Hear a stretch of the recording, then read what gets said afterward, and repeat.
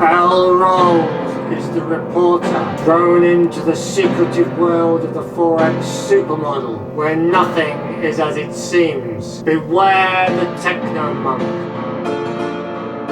and steer clear of Professor Code and his two assistants. Give the senior trader a wide berth, and don't expect any sense from the risk manager.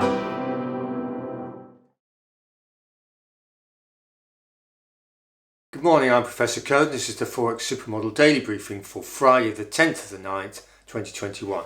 Time is just coming up for 0440 GMT, 20 to 5 in the morning. Asian session coming to close, European session firing up, our lunchtime North American session. Right, yesterday, Thursday the 9th, we had a negative opposed driver in the dollar at minus 127. Front and back door flows mainly going into the yen at plus 109, into the pound at plus 95, and the euro was a negative rock at minus 77. Activity plus or minus 204. Intra-week then, this is the most relevant because it's from Monday the 6th to about 15 minutes ago. We've got a negative unopposed driver in the euro at minus 139.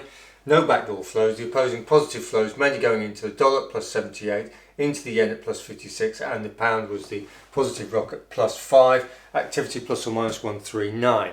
So over the week then we've had euro weakness to the exclusion of all else in the majors, and yesterday we had dollar weakness driving the market, with the euro coming up relatively as it was getting backdoor flows, negative backdoor flows. Right, so that's where we are. And then intraday then, this is the Asian session to about 15 minutes ago. We've got a positive opposed driver in the pound this time, plus 38. Front and back door flows mainly coming out the yen at minus 37, out the pound at minus 2, and the euro is the positive rock at plus 1. Activity plus or minus 39. So this sort of ties in. So we've got extreme euro weakness during the week.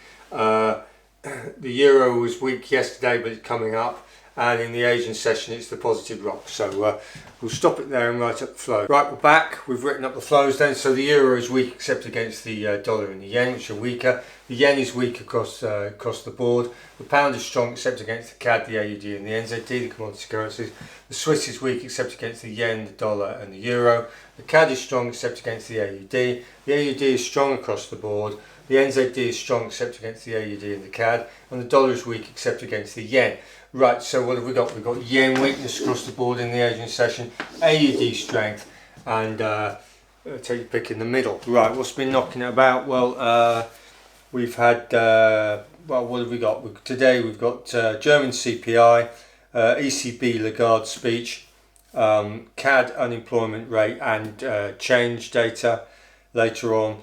And we've also got tier 2 GDP, manufacturing production and GDP. So there's a bit of data coming out today for the last day of the week. And the other issue is the Biden Xi phone call. He's been ringing up his mates and talking China-US relations. Nothing drastic come out of that. Anyway, so that's where we are. We'll stop it there and write up the asset classes. Right, we're back. We've written up the asset classes. So US dollar index basically double top, broke, came back. It's 0.32 from the high. It's a third off its modelled high. So soft by a third. Gold is 0.50. So this is half marks for gold. Oil is 0.45 from the floor, so it's oil's relatively soft, it's below half marks there. Wall Street then is 0.27 from the high, it's come off 27% from the high roughly. S&P 20%, 0.2, excuse me, and the tech is 0.1 from the high, so it's 10%. So that's the batting order: tech, S&P, Wall Street in terms of strength. Right, US 10-year. It's been chopping about. It's now 0.40 from the high. This is the price. So its yields are 40% off the peak in terms of price, and the bund is 0.33 from the high. So if the price goes up, yields are coming off. So relatively speaking, European yields are marginally stronger than US yields at the moment. Right, in model terms. Copper chopping about 0.33 from the high, so it's come off a third, so it's still range bound. US steel likewise is a bit soft, but it's above half marks. It's 0.45 from the high. Right, get rid of that, and then let's make the final analysis. So we've had the 3 rates decisions this week, and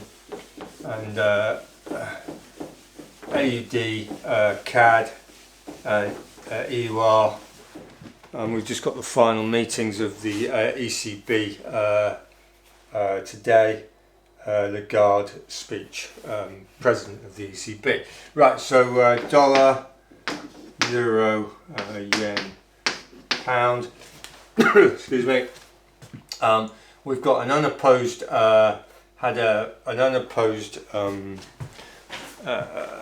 where is it? It's an unopposed negative driver in the euro this week, which is normally one of 2 things. It's either going to be a floor or a continuation in a ramp down in the euro. It's likely to be a floor. We've been calling for a floor for quite some time, so there's likely to be a floor in the euro complex. So we're looking at this sort of bounce now, and you know, by extension, the dollar is likely to be a ceiling. We called this floor and ceiling earlier in the week, and it didn't happen. It got overwhelmed by data noise and meeting noise, etc. Equities have come off a bit, and so you got a little bit of yen strength there.